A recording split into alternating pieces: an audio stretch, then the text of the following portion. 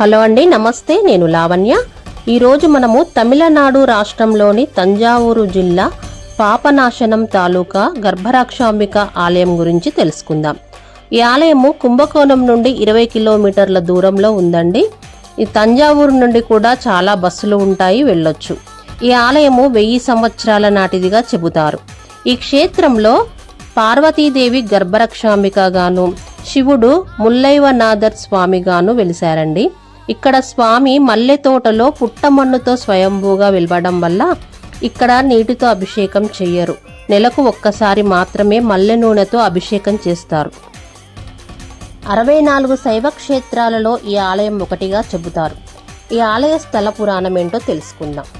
పూర్వం ఇక్కడ నిద్రవ మహర్షి తన భార్య వేదికతో కలిసి మల్లె తోటలో శివపార్వతులను పూజిస్తూ ఉండేవారట. శివపార్వతుల ఆశీస్సులతో వేదిక ఒక మంచి రోజు గర్భవతి అయింది. ఒకరోజు నిద్రవ మహర్షి వరుణిని కలుసుకోవడం కోసము బయటికి వెళ్లే పని మీద వెళ్తాడు. అయితే అలా బయటికి వెళ్లిన సమయంలో ఊర్ధ్వపాదుడు అనే ఒక మహర్షి తన ఇంటికి వస్తాడు. అప్పటికే 3వ నెల గర్భంతో ఉన్నటువంటి వేదిక ఇంటి పనులతో అలసిపోయి విశ్రాంతి తీసుకుంటూ నిద్రిస్తుంది. మహర్షి వచ్చిన విషయాన్ని గమనించలేక అతిథి మర్యాదలు చేయలేకపోతుంది. ఆగ్రహించినటువంటి ఊర్ధ్వపాదుడు వేదిక గర్భవతి అని తెలియక భయంకరమైన శాపాన్నిస్తాడు.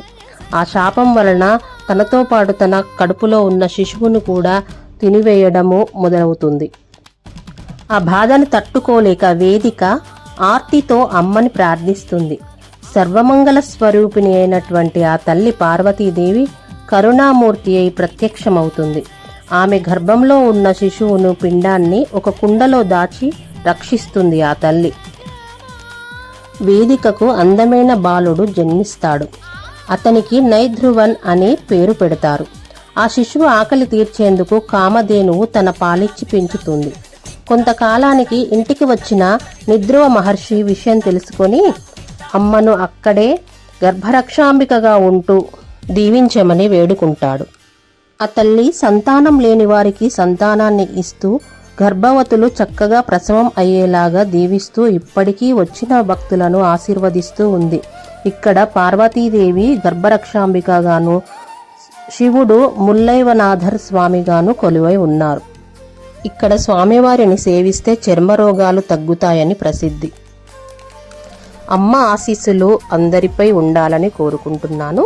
ధన్యవాదాలు.